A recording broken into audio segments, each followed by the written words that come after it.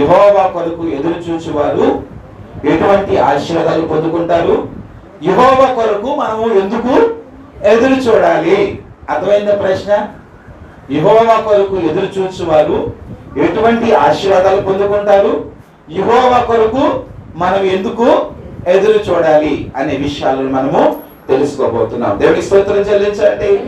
హల్లెలూయా, హల్లెలూయా. ఈ వాక్యాన్ని వినే ముందు ఒక చిన్న ఉపమానం విందాం. ఒక రోజున ఆ దేశాల్లో యుద్ధం జరుగుతూ ఉంది. యుద్ధం జరుగుతూ ఉన్నప్పుడు ఒక సైనికుడు తన భార్యకి ఫోన్ చేశాడు. అమ్మా, నేను ఒక ప్రాంతం నుంచి ఇంకో ప్రాంతానికి యుద్ధానికి వెళుతూ ఉన్నాను, కాబట్టి ఆ రైలు మన ప్లాట్ఫామ్ మీదకే, మన గ్రామం మీదగానే వెళుతూ ఉంది. అది ఎంతోసేపు ఆగదు, ఒక్క నిమిషం మాత్రమే అది ఆగుద్ది. ఎందుకంటే యుద్ధము చాలా విపరీతంగా జరుగుతుంది కాబట్టి మేము కూడా అక్కడికి వెళ్ళవలసి వచ్చింది. ఏమో ఇదే చివరి అవకాశమేమో నేను చూడటానికి. కాబట్టి పలానా సమయం కల్లా పలానా ట్రైన్ పలానా ప్లాట్ఫామ్ మీదకి వస్తుంది, మీరు సిద్ధంగా ఉండండి అనేసి తన భార్యకు ఫోన్ చేసి చెప్పాడు. ఆ సమయంలో ఆ భార్య తన భర్త కోసము చాలా రకరకాలైనటువంటి పిండి వంటలన్నీ కూడా సిద్ధపరచుకొని రెడీగా ఉంది. కానీ ఆ ట్రైన్ ఏమైందంటే కొంచెం ఆలస్యం అయిపోయింది. ఆలస్యం అయ్యేపాటికి కొంచెం సేపు చూసింది, ఇంకా ట్రైన్ అనౌన్స్ చేస్తూ ఉన్నారు, పలానా రావాల్సినటువంటి ట్రైను ఇంకా 1 గంట ఆలస్యం అవుతుంది అని అనౌన్స్ చేశారు. ఆ గంట సేపు ఉంది, మళ్ళా అనౌన్స్మెంట్ వచ్చింది, ఆ రావాల్సినటువంటి ట్రైను ఇంకా ఆలస్యం అవుతుంది, మరొక గంట పట్టొచ్చు అని చెప్పేపాటికి అలా ఉండలేక సర్లే పక్కనే కదా ఇల్లు, ఆ అనౌన్స్మెంట్ మనం విన్నామంటే ఈ ప్లాట్ఫామ్ ఎందుకు అంతసేపు కూర్చుందాము అనేసి అలాగే ఇంటికి వెళ్ళింది. కాసేపు రెస్ట్ తీసుకుని వద్దాం అనుకొని వెళ్ళింది. కాసేపు రెస్ట్ తీసుకుందాం అనుకుంది, అలాగే నిద్రలోకి వెళ్ళిపోయింది. ఆ అనౌన్స్మెంట్ చేస్తూ ఉన్నారు, ఇంకో కొన్ని నిమిషాల్లో ఈ ప్లాట్ఫామ్ మీదకి పలానా ట్రైన్ వస్తూ ఉంది, మరి యుద్ధానికి వెళ్ళే సైనికులందరూ కూడా ఆ ట్రైన్లో వస్తూ ఉన్నారు. మీ ఎవరైతే ఆ సైనికులకు సంబంధించిన కుటుంబంలో ఉన్నారో వారు వెళ్ళి ఆ సమయంలో మీరు వెళ్ళి కలవచ్చు, 1 నిమిషం మాత్రమే ఆ ట్రైన్ ఆగుద్ది, ఎక్కువ సమయము ఉండదు అని అనౌన్స్ చేస్తున్నారు. పదే అనౌన్స్ చేస్తున్నారు. కానీ ఏమి మాత్రం అన్ని రకాల పిండి వంటలు సిద్ధపరచుకుంది, ఏమాత్రం ఏం చేస్తుంది, నిద్రలోకి వెళ్ళిపోయింది. ఆ అనౌన్స్మెంట్ వినబడుతున్నా కానీ ఆమెకి చెవుల్లోకి వెళ్ళట్లా, అలసిపోయిందేమో, చివరికి నిద్రపోయింది. ఆ ట్రైన్ వచ్చింది, తన భర్త తన భార్య కోసం తన పిల్లల కోసం ఎంతో ఎదురు చూశాడు. ఆ ప్లాట్ఫామ్ మొత్తం ఈ చివరి నుంచి ఆ చివరికి అతను వస్తువు కూడా కొన్ని బహుమానాలు కూడా తీసుకొని వచ్చాడు. నా భార్య నా కోసం ఆహారం సిద్ధపరుస్తూ ఉంది, ఎక్కడ నా భార్య ఉందో నాకు ఆహారాన్ని రకరకాల పిండి పదార్థాలు సిద్ధపరిచిందని చెప్పింది కదా అని మొత్తం ప్లాట్ఫామ్ నుంచి ఈ చివరి నుంచి ఆ చివరికి తిరిగారు. ఎక్కడ తన భార్య కనపడరా. చివరికి నిరాశతో అందరూ కూడా ఆ సైనికులు వారి కుటుంబాలందరూ కూడా వారు వచ్చేసి ఏం చేస్తున్నారు, రకరకాల పిండి పదార్థాలు ఇస్తున్నారు. ఆ సైనికులు తీసుకొచ్చే ఆ వస్తువులను వారు తీసుకునే సంతోషంతో వారిని ఒకరొకరు ప్రేమను చూపించుకొని అందరూ కూడా వెళ్ళిపోతున్నారు. కానీ ఈ సైనికుడు మాత్రం తన భార్య తన పిల్లలు కానీ ఏ మాత్రం కనపడలే. అయ్యో, నేను ఫోన్ చేసి చెప్పానే పలానా టయానికి వస్తుందని, ఎందుకు రాలేదో అని చాలా తీవ్రమైనటువంటి నిరాశతో, అలాగే ట్రైన్ అనౌన్స్మెంట్ అయింది, బయలుదేరిపోతుందని వెంటనే చెప్పేపాటికి మళ్ళీ ట్రైన్ ఎక్కేశాడు. ఎంత చూసినా కానీ వాళ్ళు కనపడలేదు. చివరికి ట్రైన్ కూడా వెళ్ళిపోయింది. ఎప్పుడైతే ట్రైన్ వెళ్ళిపోయిందో ఆ సమయంలో ఆమెకు నిద్రలోంచి మెలుకు వచ్చింది. అయ్యో, నా భర్త వస్తారన్నాడు కదా, అనేక రకమైనటువంటి పిండి వంటలు చేసుకొని నేను సిద్ధపరిచి ఉన్నాను కదా, నేను నా బిడ్డలు వెళ్ళి నా భర్తను కలవాలి అని ఆ ప్లాట్ఫామ్కి వెళ్ళేపటికి అప్పటికే ఏమైపోయింది, ట్రైను కదిలి వెళ్ళిపోయింది. చాలా ఏడుస్తూ ఉంది, దుఃఖపడుతూ ఉంది, చాలా నిరాశతో ఉంది. అయ్యో, నేను ఎంత అవివేకమైనటువంటి పని చేశాను, నేను ఎంతగా నిర్లక్ష్యం వహించాను అనేసి ఆ రోజున చాలా ఆమె బాధపడింది, ఆమె చాలా దుఃఖించింది. అతను కూడా చాలా దుఃఖపడ్డాడు. కానీ మరలా ఆ వ్యక్తి కనపడలా. ఆ యుద్ధానికి వెళ్ళిన వాడు అక్కడే మరణించేశాడు. ఆ మరణ వార్త వినగానే అయ్యో, నేను ఎంత పాపిష్ఠురాలను, నేను ఎంత అవివేకురాలను, నా భర్త పట్ల నేను ఎంత నిర్లక్ష్యం చేశాను, అనేకమైనటువంటి పిండి వంటలు ఇచ్చాను, కానీ కనీసం నా భర్తకి ఇవ్వలేకపోయాను, నా భర్త కూడా నా కొరకు ఎన్నో బహుమానాలు ఇచ్చాడు, అవి కూడా నేను తీసుకోలేకపోయాను అని దుఃఖపడినట్లుగా మనం చూస్తూ ఉన్నాం. మరి ఈ రోజున మనం కూడా అలాగ ఉన్నామేమో. దేవునిని ప్రేమించే విషయంలో మనం నిర్లక్ష్యం చేస్తున్నామేమో. మనం జాగ్రత్తగా ఉండాలి. దేవుని స్తోత్రం కలుగును గాక. అయితే మనం యెహోవా కొరకు ఎదురు చూచి వారు ఎలా ఉంటారంట? నూతన బలమును పొందుకుంటారు. దేవుని కొరకు మనం ఎదురు చూసేటప్పుడు నిర్లక్ష్యం ఉండకూడదు. ఆయన రాకడు కూడా అలాగే ఉంటది, ప్రభు వచ్చే దినము కూడా అలాగే ఉంటది. నిర్లక్ష్యంగా ఉంటే మన జీవితాల్లో దుఃఖాన్ని మనం చూడవలసి వస్తుంది.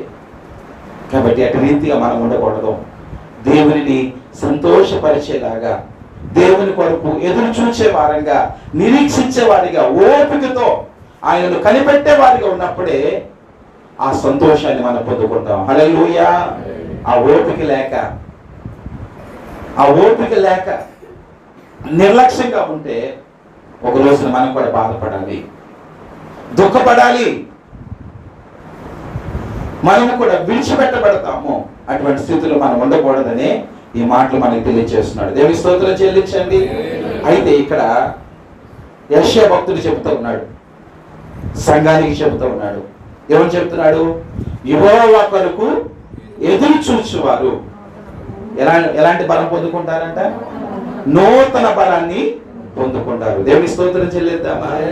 ఈరోజు మనం ఎవరి కొరకు ఎదురు చూస్తూ ఉన్నాం? మనల్ని బహుగా ప్రేమించినటువంటి ఆ యేసయ్య కొరకు మనం ఎదురు చూస్తున్నామా? నిజంగా అంతగా యేసయ్యని మనం ప్రేమిస్తున్నామా? మనం ఎదురు చూడాలి. ఈ లోకములో అనేకమైనటువంటి వాటి కోసం మనం ఎదురు చూస్తూ ఉంటాం. అనేకమైనటువంటి పనుల గురించి మనం ఎదురు చూస్తూ ఉంటాం. అనేకమైనటువంటి ఉద్యోగాల కొరకు మనం ఎదురు చూస్తూ ఉంటాం. చూడమా? వర్షం కొరకు వ్యవసాయకుడు అయితే ఏం చేస్తాడు?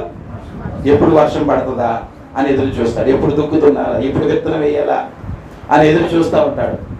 వివాహాలు కానటువంటి వారు నా వివాహం ఎప్పుడవుతుందా అని ఎదురు చూస్తూ ఉంటారు. ఉద్యోగాలు లేనటువంటి వారు ఎప్పుడు ఉద్యోగం వస్తుందా, పనులు లేనటువంటి వారు ఎప్పుడు పనులు కలుగుతాయా అని ఎదురు చూస్తూ ఉంటారు. నిజమే, వీటన్నిటి కొరకు ఎదురు చూడటం మంచిదే. ఉద్యోగాల కొరకు, వ్యాపారాల కొరకు, రకరకాలటువంటి వాటి కొరకు ఎదురు చూడటం. ప్రభుత్వం ఇచ్చే పథకాల కొరకు ఎదురు చూసేవాళ్ళు లేరా? ప్రభుత్వం ఎప్పుడు లోన్ శాంక్షన్ చేస్తుందో, ఎప్పుడు మాకు ఇంటికి లోన్ ఇస్తారో, ఎప్పుడు ఆ పథకాలు, సంక్షేమ పథకాలు వస్తాయో, అమ్మఒడికి రకరకాలు ఉన్నాయి కదా, ఎదురు చూసేవాళ్ళు లేరా? ఉన్నారు. నిజంగా ఎదురు చూడటం మంచిదే.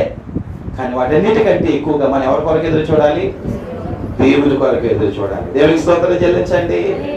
వీటన్నిటికంటే ముఖ్యంగా మనం దేవుని కొరకు ఎదురు చూడాలి.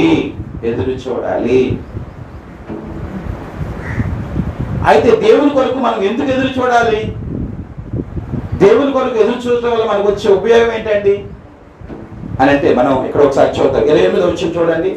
మనం దేవుని కొరకు ఎందుకు అంతగా ఎదురు చూడాలో యెషయా భక్తుడు స్పష్టంగా చెబుతున్నాడు. నీకు తెలియలేదా, నీవు వినలేదా, భూదిగంతములను సృజించిన యెహోవా. మన దేవుడు ఎలాంటి వాడంట? భూదిగంతములను సృజించిన వాడు. దేవుని స్తోత్రం చెల్లించండి. హల్లెలూయా. యెహోవా కొరకు మనం ఎందుకు ఎదురు చూడాలండి? ఆయన ఎంత గొప్ప దేవుడో ఒకసారి ఆలోచన చేయండి. ఆయన భూమి ఆకాశమును కలుగ చేసినటువంటి వాడు, ఈ భూలోకములో మనకు కావలసిన వాటన్నిటినీ సమకూర్చిన వాడు. దేవుని స్తోత్రం చెల్లించండి. హల్లెలూయా. కాబట్టి మనం ఎవరి కొరకు ఎదురు చూడాలి? నీకు ఉద్యోగం కావాలన్నా, వ్యాపారం కావాలన్నా, పిల్లలు కావాలన్నా అవన్నీ ఇచ్చేది ఎవరు? వస్త్రాలు కావాలన్నా, ఆహారం కావాలన్నా ఎవరు ఇస్తున్నారు? దేవుడే ఇస్తున్నాడు. నువ్వు వాటి కొరకు కంటే ముందు ఎవరి కొరకు చూడాలి? ఆహారం కంటే ముందు ఎవరి కొరకు చూడాలి?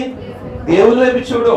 ఆకాశ పక్షులను చూడండి, అవి విత్తవు, కోయవు, కొట్లలో కూర్చుకోవు. అవన్నీ కూడా ఎవరి వైపు చూస్తా ఉన్నాయి? దేవుని వైపు చూస్తూ ఉన్నాయి. వాడి కొట్లు లేవు, వాడు ఏమి పంటలే ఇట్లా, అవన్నీ కూడా దేవుని వైపు చూస్తూ ఉన్నాయి. ఉదయాన్నే లేచి ఏం చేస్తా ఉన్నాయి? దేవుని స్తుతిస్తా ఉన్నాయి. రకరకాల శబ్దాలతో, గాన ప్రతిగానాలతో దేవునికి స్తోత్రం చెల్లిస్తా ఉన్నాయి. ప్రభువా, ఈ రాత్రి కాలం అంతా మమ్మల్ని కాపాడినందుకు వందనాలయ్యా. ఈ ఉదయ కాలమున నీకు మొరపెట్టుచున్నాము. ఈ రోజుకు కావలసినటువంటి ఆహారాన్ని మాకు సిద్ధపరిచయ్యా అని అవన్నీ కూడా దేవునికి స్తోత్రాలు చెల్లిస్తున్నాయి. హల్లెలూయా. వాటిని పోషిస్తున్నాడా లేదా? వాటిని పోషిస్తున్నాడు దేవుడు. వాటిని పోషిస్తున్నాడు. వాటికంటే మీరు శ్రేష్ఠులు కారా? ఆకాశ పక్షుల కంటే మీరు శ్రేష్ఠులు కారా? వాటిని పోషించిన వాడిని నేను మిమ్ములను పోషించలేనా అని దేవుడు చెబుతూ ఉన్నాడు. హల్లెలూయా. మనకు ఏది కావాలో అవన్నీ కూడా ఎవరికి తెలుసండి?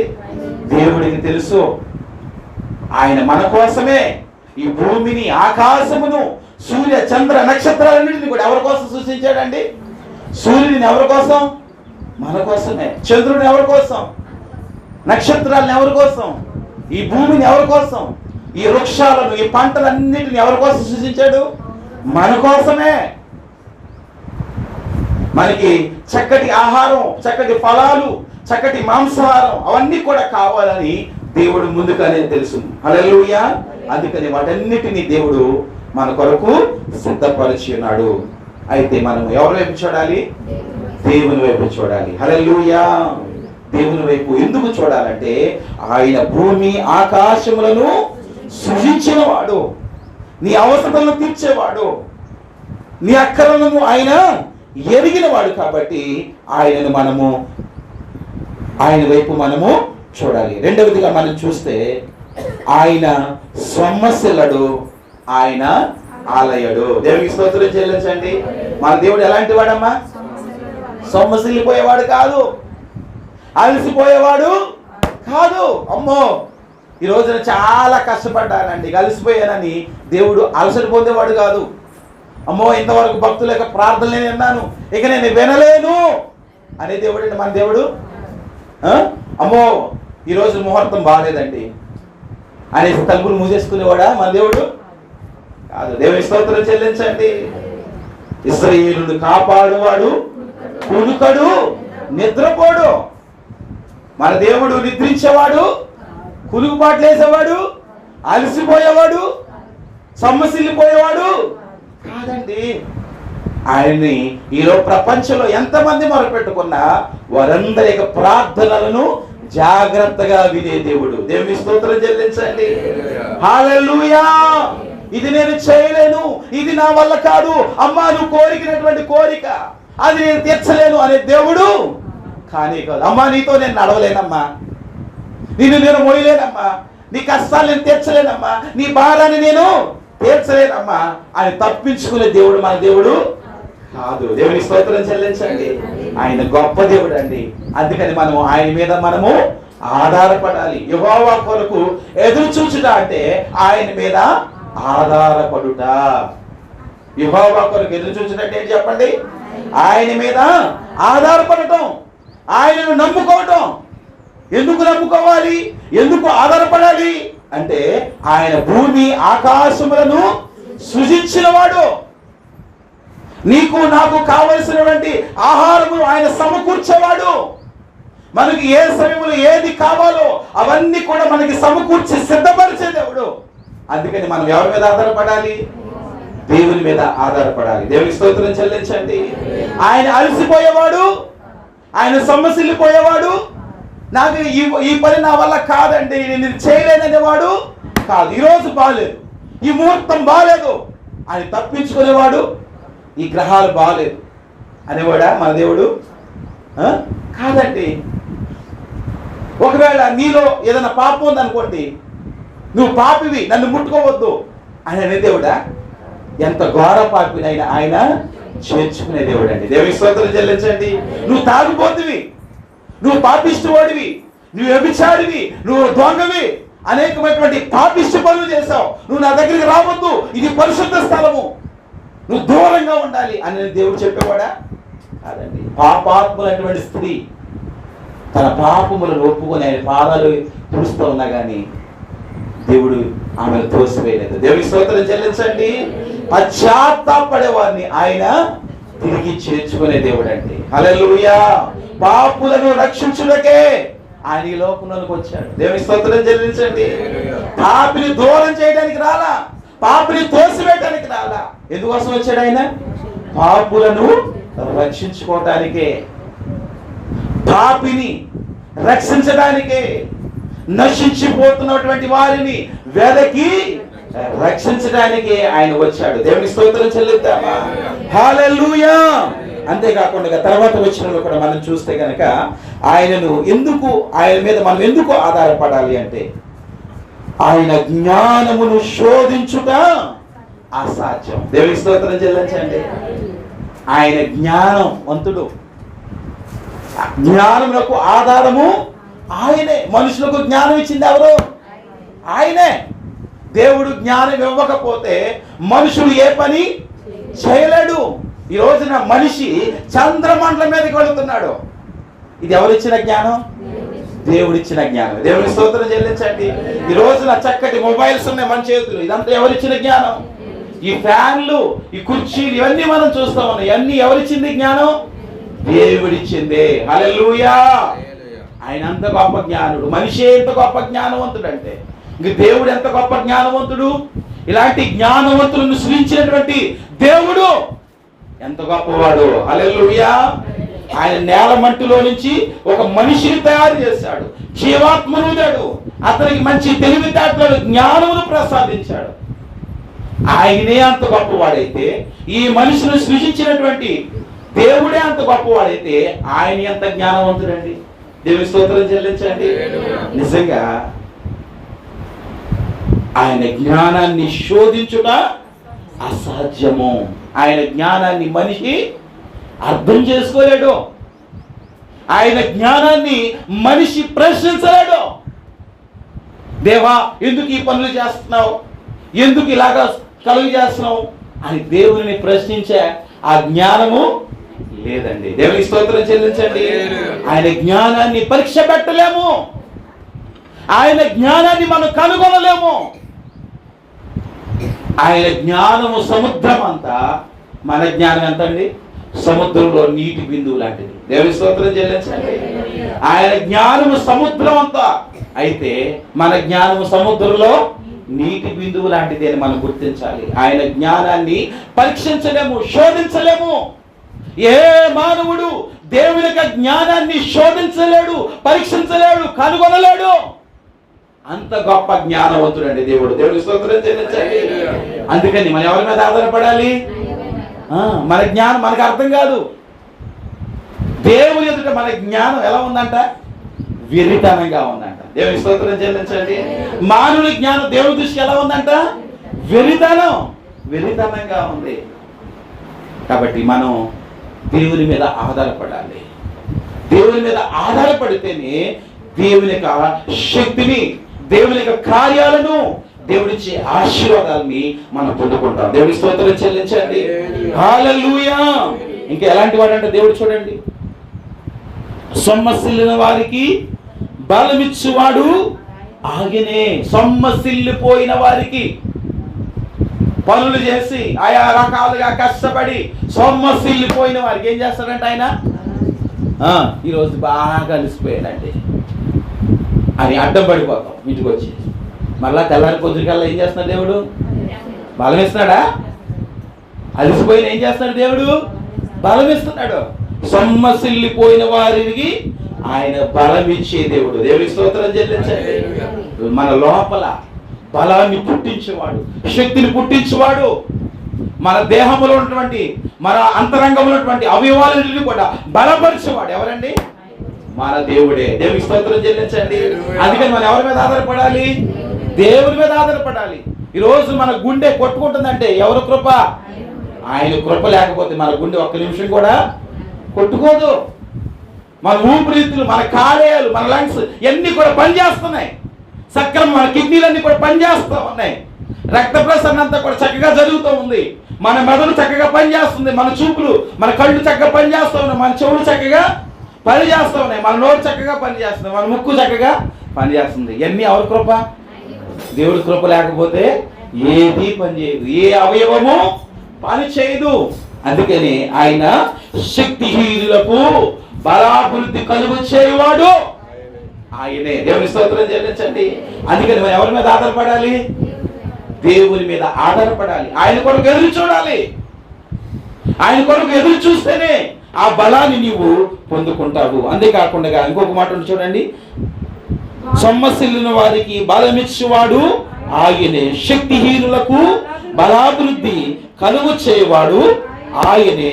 బాలురు సొమ్మసిల్లుదురు, అలయుదురు, యవనస్తులు తప్పక తొట్టిల్లుదురు. బాలురు సొమ్మసిల్లుదురు, అలయుదురు. చిన్న పిల్లలు కూడా ఏమవుతారండి? అలసి సొమ్మసిల్లిపోతారు. తిరిగి ఏమైపోతారు? సొమ్మసిల్లి పడిపోతారు. వాళ్ళు చాలా చురుకుగా యాక్టివ్గా ఉంటారు అనుకుంటాం, వారు కూడా సొమ్మసిల్లి అలసిపోతారు. యవనస్తులు కూడా ఏం చేస్తారు? తప్పక ఏమవుతారంట? తొట్టిల్లిపోతారు. ఈ పని చేయలేము, తప్పించుకొని వెళ్ళిపోతా ఉంటారు. కానీ దేవుడు తప్పించుకునే దేవుడు కాదండి. హల్లెలూయా. మన దేవుడు గొప్పవాడు. కాబట్టి మనం ఎవరి మీద ఆధారపడాలి? దేవుని మీద మనము ఆధారపడాలి.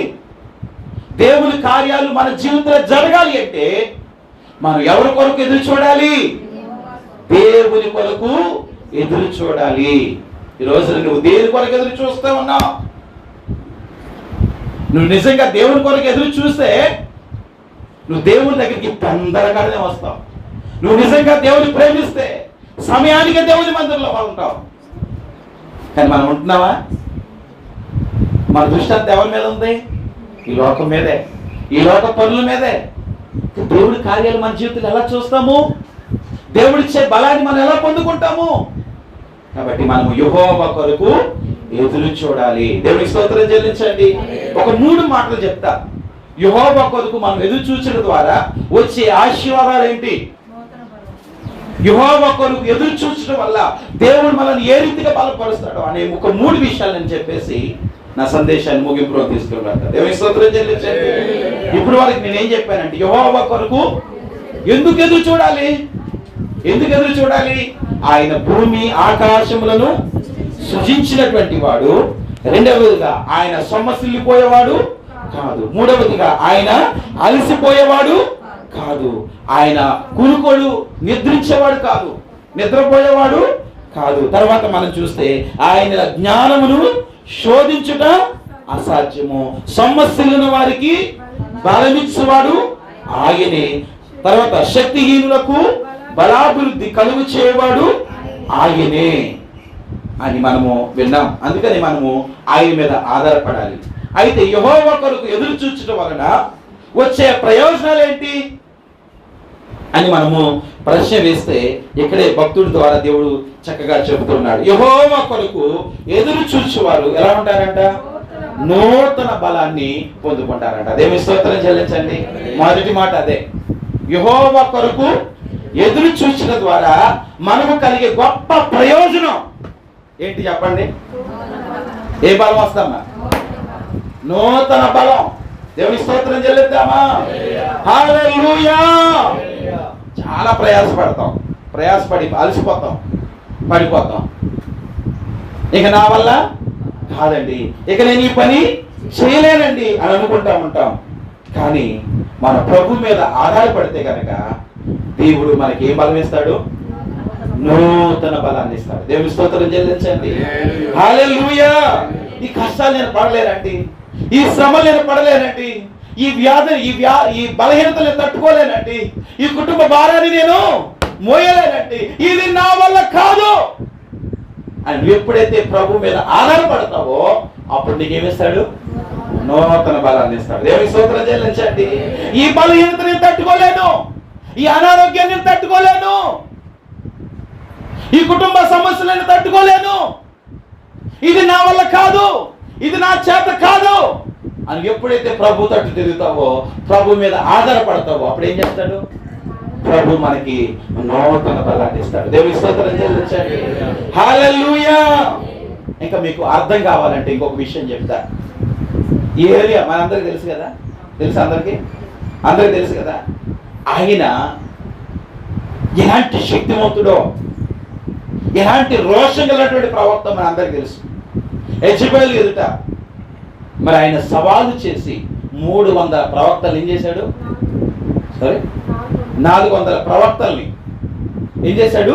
హతమార్చి చంపించినట్టుగా మనం చూస్తున్నాం. మీరు బయలు దేవత తట్టు ఉంటారో లేకపోతే నిజమైన దేవుని తట్టు ఉంటారో, ఎన్నాళ్ళు మట్టుకు మీరు 2 తలంపుల మధ్య మీరు ఉంటారు. యెహోవా దేవుడైతే ఆయనను అనుసరించండి, బయలు దేవుడైతే ఆయనను అనుసరించండి అని వారి ఎదుట సవాలు చేసినప్పుడు 400 మంది ఎటు వెళ్ళిపోయారు? బయలు వైపు వెళ్ళిపోయినప్పుడు వారి దేవుని పక్షమున ఈయన ఒక్కడే ఉండి పోరాడి దేవుని యొక్క కార్యమును చూపించి వారి ఎదుట మరి ఆ 400 ప్రవక్తలను కూడా, బయలు ప్రవక్తలందరూ కూడా హతమార్చినటువంటి రోషం కలిగినటువంటి ప్రవక్త. దేవుని స్తోత్రం చెల్లించండి.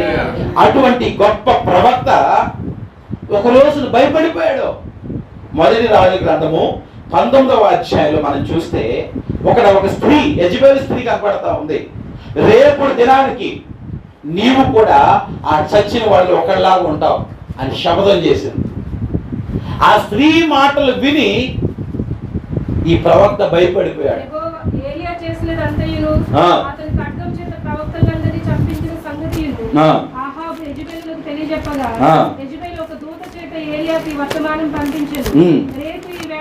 రేపు ఈ వేళకు చూడండి, మొదటి రాజు గ్రంథంలో చూడండి 19వ అధ్యాయం. రేపు ఈ వేళకు నేను నీ ప్రాణమును వారిలో ఒకని ప్రాణం వలె చేయనెడల దేవుడు నాకు గొప్ప అపాయము కలుగ చేయునుగాక.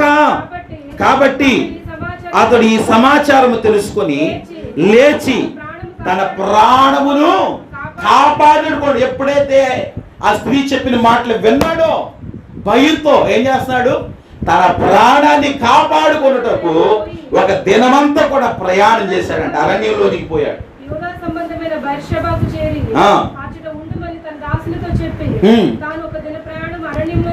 తాను ఒక దిన ప్రయాణము అరణ్యములోనికి పోయి ఒక బదిరీ వృక్షము కింద కూర్చోండి మరణాపేక్ష గలవాడై, యెహోవా నా పితరుల కంటే నేను ఎక్కువ వాడని కాను, ఎంత మటుకు చాలును, నా ప్రాణము తీసుకోయ్యా, నా పితరుల కంటే నేను ఎక్కువ వాడను కాను. ఏమంటున్నాడు? నా పితరుల కంటే నేను ఎక్కువ వాడను కాను, ఇంత మట్టుకు చాలు, నా ప్రాణం తీసేసుకోయ్యా. ఇంతవరకు బ్రతికినది బ్రతిగా చాలయ్యాక ఈ జీవితం, ఇక నా ప్రాణాన్ని తీసేసుకో, నా ప్రాణాన్ని తీసేసుకో అని అక్కడ ఆ బదిరీ వృక్షం కింద ఉండి, బదిరీ వృక్షం అంటే ఏంటి? ఒక రేగు చెట్టు దగ్గర ఉండి, అరణ్యములో ఒక రేగు చెట్టు దగ్గర కూర్చొని ఆ విశ్రాంతి తీసుకుంటూ ఏం చేస్తున్నాడండి? దేవుని మీద ఆధారపడతా ఉన్నాడు. దేవుని మీద ఆధారపడ్డాడు. దేవునికి ప్రార్థన చేస్తున్నాడు. ఇక నా వల్ల కాదయ్యా, ఈ జీవితం చాలయ్యా, నా పెద్దల కంటే నేను ఎక్కువ వాడను కాదయ్యా, ఇక నా ప్రాణాన్ని తీసేసుకోయ్యా. ఆ స్త్రీని రేపు కల్లా నేను ఏం చేస్తానండి? చంపేస్తానంది అయ్యా అని భయపడుతూ ఎవరు భయపడుతూ ఉన్నాడు? దేవుని మీద ఆధారపడుతున్నాడు. దేవుని స్తోత్రం చెల్లించండి. అప్పుడు దేవుడు ఒక గొప్ప కార్యం చేశాడు. ఏం చేశాడండి? ఆ బదిరీ వృక్షం కింద దేవుడు చక్కటి ఆహారాన్ని, నీళ్ల బుడ్డిని పెట్టేశాడు. ఇదిగో ఏలియా, నువ్వు భయపడొద్దు, ఈ ఆహారాన్ని, ఈ నీళ్లను తీసుకో, నేను నిన్ను బలపరుస్తాను. ఇక నీ శక్తికి మించినటువంటి ప్రయాణం ఉంది, నీకు శక్తికి మించినటువంటి ప్రయాణం ఉంది అని చెప్పినప్పుడు ఆ ఆహారాన్ని, ఆ నీళ్లను త్రాగి ఎన్ని దినాలు ప్రయాణం చేశాడంట? 40 దివారాత్రులు ప్రయాణం చేశాడంట. దేవుని స్తోత్రం చెల్లించండి. ఒక దిన ప్రయాణం చేసి అలసిపోయినటువంటి వాడు దేవుడు అతనిని బలపరచుట ద్వారా ఎన్ని దినాలు ప్రయాణం చేశాడు? 40 పగలు మాత్రమే కాదు, రాత్రులు కూడా ప్రయాణం చేశాడంట. దేవుని స్తోత్రం చెల్లించండి. అలసట రాలా, ఒక్క దిన ప్రయాణం చేసి సొమ్మసిల్లి అలసిపోయాడు. కానీ దేవుడు అతని దేవుడి మీద అతను ఆధారపడినప్పుడు, దేవుడు అతన్ని బలపరిచినప్పుడు 40 దివారాత్రులు రాత్రింబవళ్ళు ప్రయాణం చేసినా గాని అతడు అలసిపోలేదంట. అంత గొప్ప శక్తిని, అంత నూతన బలాన్ని ఏలియాకు దేవుడు ఇచ్చాడు. దేవుని స్తోత్రం చెల్లించండి. ఈ రోజున అటువంటి నూతన బలాన్ని మనం పొందుకోవాలంటే, మనం అలసిపోయినప్పుడు, సొమ్మసిల్లిపోయినప్పుడు, మన కష్టాల చేత, ఇబ్బందుల చేత, ఇరుకుల చేత మనం నిరుత్సాహపడినప్పుడు ఎవరి మీద ఆధారపడాలి? ప్రభువా, ఈ భారాన్ని నేను మోయలేనయ్యా, ఈ సమస్యను నేను తట్టుకోలేనయ్యా, ఇది నా వల్ల కాదయ్యా. నీ భారం అంత ఎవరి మీద వేయాలి? దేవుడి మీద మోపాలి. దేవుని స్తోత్రం చెల్లించండి. ఏలే కూడా అదే చేశాడు. ఆ చెట్టు కింద కూర్చొని, దేవా ఇక నా వల్ల కాదయ్యా, నా పెద్దల కంటే నేను ఎక్కువ వాడిని కాదయ్యా, ఇంత మట్టికి చాలయ్యా, నా ప్రాణాన్ని తీసేస్తాయ్యా అని దేవునికి మొరపెట్టినప్పుడు, దేవుని మీద ఆధారపడినప్పుడు దేవుడు అతనిని బలపరిచి 40 దివారాత్రులు ప్రయాణం చేసి గొప్ప కార్యాన్ని అతని ద్వారా దేవుడు జరిగించాడు. దేవుని స్తోత్రం చెల్లించండి. హల్లెలూయా. అపోస్తలుడైన పౌలు గారు కూడా, అతడు కూడా ఎంతో గొప్ప పరిచర్య చేశాడు. అపోస్తలుడైన పౌలు గారి గురించి మనందరం తెలుసా లేదా? అది ఎంత పరిచర్య చేశాడో, ఎన్ని సంఘాలను కట్టాడో. కానీ అతనిలో ఒక బలహీనత ఉంది, అతను ఒక జబ్బు ఉంది. అందుకని అపోస్తలుడైన పౌలు గారు వెనకాల ఎవరు ఉంటారండి? లోక అనే డాక్టర్ గారు ఉంటారు. దేవుని స్తోత్రం చెల్లించండి. డాక్టర్ గారు ఎప్పుడు ఉండాల్సిందే పౌలు గారికి. తరచుగా బలహీనతలు వస్తూ ఉంటాయి అతనిలో. అతని శరీరంలో ఒక ముళ్ళు ఉంది. దేవుని దగ్గర మొరపెడుతున్నాడు. అయ్యా, ఒక పక్క పరిచర్య విస్తరించబడుతూ ఉంది, సంఘాలు పెరుగుతూ ఉన్నాయి, సువార్త విస్తరించబడుతుంది.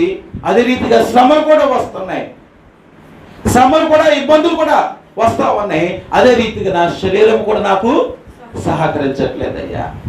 ఒక పక్క సంఘం విస్తరించబడింది, సువార్త చెప్పాలి, ఒక పక్క దేవుని ఎరిగినటువంటి ప్రజల ద్వారా శ్రమలు వస్తూ ఉన్నాయి, వాటిని ఎదిరించాలి, వాటిని తట్టుకోవాలి.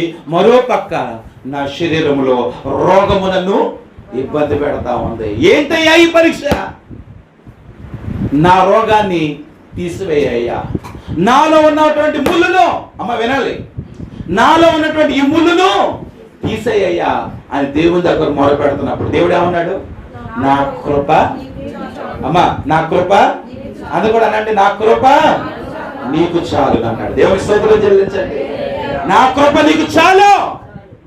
అది ఉండటం నాకు ఇష్టమే, ఆ ముళ్ళు ఉండటం, ఆ రోగం ఉండటం నాకు ఇష్టమే.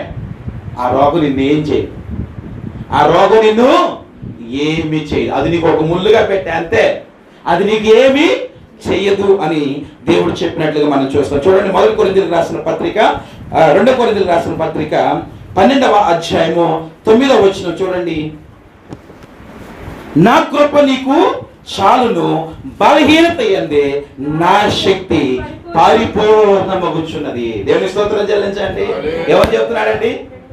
నీ బలహీనతల యందే నా శక్తి ఏమవుతుంది? పరిపూర్ణమవుతుందయ్యా. నువ్వు బలహీనుడు అనుకుంటున్నావు,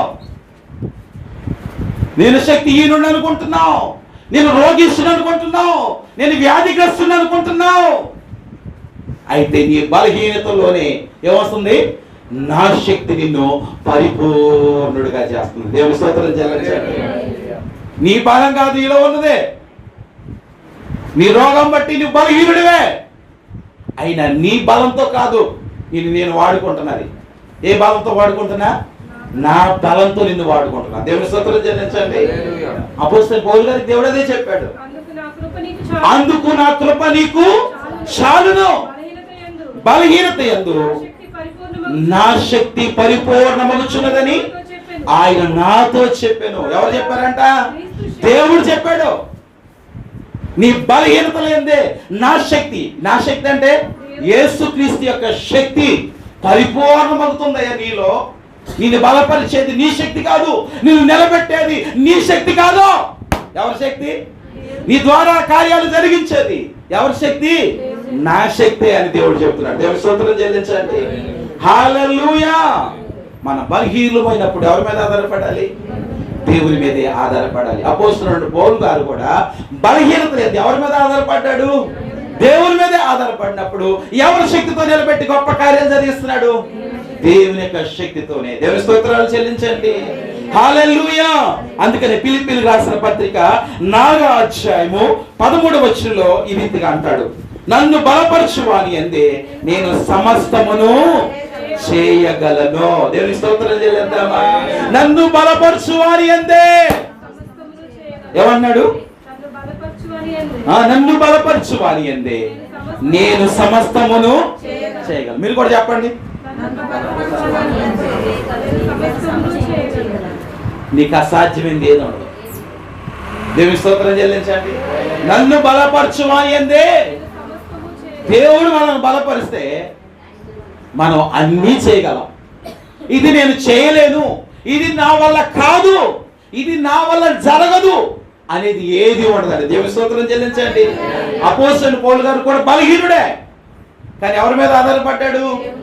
దేవుని మీద ఆధారపడ్డాడు. ఈరోజు మనం కూడా ఎవరి మీద ఆధారపడాలి? నీ కష్టాల్లో, నీకున్నటువంటి ఇబ్బందుల్లో, నీకున్నటువంటి ఇరుకుల్లో ఎవరి మీద ఆధారపడాలి? ఇది నా వల్ల కాదయ్యా అది దేవుని మీద ఆధారపడు. ఇది నా శక్తి చేత కాదయ్యా, ఇది నా బలం చేత కాదయ్యా, నా జ్ఞానం చేత కాదయ్యా, నీవే నాకు తోడుగా ఉండాలయ్యా, నీవే నాకు ఆధారం అయ్యా అని దేవుని మీద మనం ఆధారపడాలి. హల్లెలూయా. అలా మనం ఆధారపడితే మనం చేయలేనిదంటూ ఏది ఉండదు, అన్ని కూడా సమకూర్చి జరుగుతాయండి. దేవుని స్తోత్రం చెల్లించండి. నన్ను బలపరచువాని యందే నేను సమస్తమును చేయగలను. దేవుని కృప మనల్ని బలపరిస్తే ఏ పని ఆగుద్దా? ఏ పని ఆగుద్దా? ఏ పని ఆగదండి. అన్ని కూడా సకాలంలో అయిపోతాయి. దేవుని స్తోత్రం చెల్లించండి. హల్లెలూయా. నువ్వు దేవుని నమ్ముకుంటే, దేవుని మీద ఆధారపడు, ఏ పని నీ జీవితంలో ఆగదు. అన్ని ఏ కాలానికి జరగాల్సిన ఆ పనులన్నీ కూడా జరుగుతూనే ఉంటాయి. దేవుని స్తోత్రం చెల్లించండి. అపోస్తలుడు పౌలు గారి జీవితంలో కూడా ఏ పని ఆగిపోయిందా? ఆయన చెరసాలలో పడేశారని సువార్త ఆగిపోయిందా? సంఖ్యలు వేసి చెరసాలలో పడేశారని సువార్త ఆగిందా? ఆగలేదు. పని ఆగలేదు, అది సాగిపోతూనే ఉంది. దేవుని స్తోత్రం చెల్లించండి. కాబట్టి మనం ఎవరి మీద ఆధారపడాలి? దేవుని మీద ఆధారపడితే ఏ పని ఆగదు. దేవుడే తన శక్తితో కార్యాలను జరిగిస్తాడు. దేవుని స్తోత్రం చెల్లిద్దామా? కాబట్టి మనం ఎవరి మీద ఆధారపడాలి? దేవుని మీద ఆధారపడాలి. యెహోవా కొరకు ఎదురు చూచువారు ఏం పొందుతారమ్మా? మీకు కావాలా బలం? కావాలంటే ఎప్పుడు రావాలి? వస్తారా? వచ్చే వారం నుంచి రండి. దేవుని స్తోత్రం చెల్లించండి. యెహోవా కొరకు ఎదురు చూచువారు ఏం బలం? నూతన బలం. నిజంగా నేను చెప్తానండి, నాకు ఇంతవరకు నేను ఎప్పుడు హాస్పిటల్ లేను. ఏ ఆదివారం కానీ ఏ మంగళవారం కానీ రోగంతో మీ దగ్గరికి వచ్చానా? చెప్పండి. ఎవరు బలపరుస్తున్నారు? నేను ఎవరు పని చేస్తున్నా? ఎప్పుడన్నా రోగంతో ఉన్నాడు చూసారా? అంటే కడుపు నొప్పి కానీ ఏదో కొంచెం బలహీనత కానీ వస్తూ ఉంటుంది. నిజంగా నా హాస్పిటల్ బిల్లు చెప్తే కనీసం 200 కూడా అవ్వదేమో. దేవుని స్తోత్రం చెల్లించండి. మీకు కూడా అలాంటి కావాలంటే ఎవరి వైపు చూడాలి? దేవుని వైపు చూడండి. చిన్న చిన్న గ్యాస్ ట్రబుల్, తలనొప్పి అనేది వస్తూ ఉంటాయి. ఎండలో తిరుగుతూ ఉంటాం కాబట్టి ఏమొస్తాయి? వస్తూ ఉంటాయి. చిన్న చిన్నవి, అవి పెద్ద కష్టమే కాదు. మనుషులు ఉన్నటువంటి రోజులు కానీ జ్వరంతో 4-5 రోజులు రెస్ట్ తీసుకున్నట్టు కానీ ఎక్కడ నాకు ఆ స్థితి నాకు ఇవ్వాలి. దేవుని స్తోత్రం చెల్లించండి. కాబట్టి మనం ఎవరి వైపు చూడాలి? దేవుని వైపు చూడాలి. యెహోవా కొరకు ఎదురు చూచేవారు ఎలాంటి బలం పొందుతారంట? నూతన బలాన్ని పొందుతారు. హల్లెలూయా. ఇది నా వల్ల కాదు, ఇది నా శక్తి చేత కాదు, ఇది నేను చేయలేను అనే పనంటూ నీలో ఏది ఉండదు. నువ్వు దేవుని మీద ఆధారపడు. ఏలియాని వాడుకున్నాడా లేదా? ఇక నా వల్ల కాదయ్యా, ఇక చాలయ్యా, ఇక బ్రతికినంత కాలం చాలయ్యా, ఇక నా పెద్దల కంటే నేను ఎక్కువ వాడను కాదయ్యా అనేసి దేవుని దగ్గర ఆధారపడినప్పుడు దేవుడే ఏలియాని బలపరిచాడు. ఈ రోజున నిన్ను నన్ను ఆ రీతిగా దేవుడు బలపరచునుగాక. ఆమేన్. అపోస్తలుడు పౌలును బలపరిచాడా లేదా? నన్ను బలపరచు అని అండి. నేను సమస్తమును, నన్ను బలపరిచింది ఎవరు? నా దేవుడు నన్ను బలపరిచాడు. కాబట్టి ఈరోజు నేను సమస్తమును చేయగలుగుతున్నా. ఇంత గొప్ప స్వార్థ నేను చేయగలుగుతున్నా. ఇన్ని సంఘాలు నేను కట్టాను, ఇన్ని ఆత్మలు నేను రక్షించాను, ఇంతమంది సేవకులను తయారు చేయగలిగాను అంటే ఎవరి కృప? నన్ను బలపరిచిన వాని కృపే. దేవుని స్తోత్రం చెల్లించండి. దేవుడు నన్ను బలపరచకపోతే నేను ఏ పని చేయలేను. దేవుడే నన్ను బలపరుస్తున్నాడు. ఈ రోజున మీరు కూడా అపోస్తులు లాంటి బలాన్ని మీరు కూడా పొందుకోవాలంటే ఎవరి కొరకు ఎదురు చూడాలి? యెహోవా కొరకు ఎదురు చూడాలి.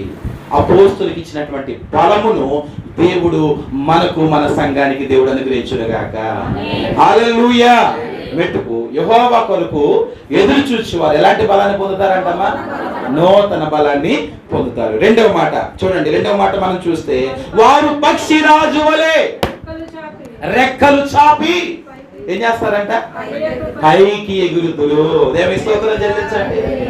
పక్షిరాజు వలె. పక్షిరాజు ఎక్కడ ఉంటది? భూమి మీద అటు ఇటు తిరుగుతూ ఉంటదా? చెట్ల పొట్టలో తిరుగుతూ ఉంటదా? ఎక్కడ ఉంటదండి? అందరం ఎత్తులు తిరుగుద్ది. తుఫాను వచ్చిన అది భయపడదు. అన్ని భూజంతువులకు, అన్ని పక్షులకు భయం ఉంటదేమో కానీ పక్షిరాజు తుఫానును చూసి కూడా భయపడదు. ఎందుకో తెలుసా? అది ఎక్కడ ఉండదో తెలుసా? మేఘాల కంటే ఎత్తుకెళ్ళిపోద్దంట. హల్లెలూయా. తుఫాను వస్తుందని తెలియగానే, ఆ సమాచారం తన చెవికి రాగానే ఎక్కడికి వెళ్ళిపోతుందో తెలుసా? మేఘాల కంటే ఎత్తుకెళ్ళిపోతుంది. దేవుని స్తోత్రం చెల్లించండి. అక్కడ వర్షం ఉండదు. మేఘాల కిందనే వర్షం ఉండదు కానీ మేఘాల పైన వర్షం ఉండదా? ఉండదు. అక్కడ ప్రశాంతమైన వాతావరణం. అక్కడ ఏ గాలి, ఇలాంటి విపరీతమైనటువంటి గాలులు అక్కడ ఉండవు. మీకు తెలుసా? ఈ భూమి వాతావరణం దాటిన తర్వాత పైన ఏముంటుందండి? గాలి ఉంటుందా? ఉండదు. శూన్యం అదంతా కూడా. అది చక్కగా ప్రశాంతమైనటువంటి వాతావరణంలో తిరుగుతూ ఉంటుంది. ఏ భయం లేకుండా నిశ్శాంతగా ఉంటుంది.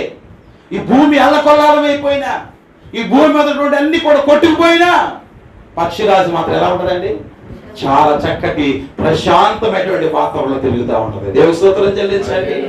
ఈ రోజు దేవుని బిడ్డలు కూడా, దేవుని కొరకు ఎదురు చూసేవారు కూడా అలాంటి ప్రశాంతతను పొందుకుంటారు. దేవుని స్తోత్రం చెల్లించండి. పక్షిరాజు ఎక్కడ ఉంటదండి? పైనే ఉంటది.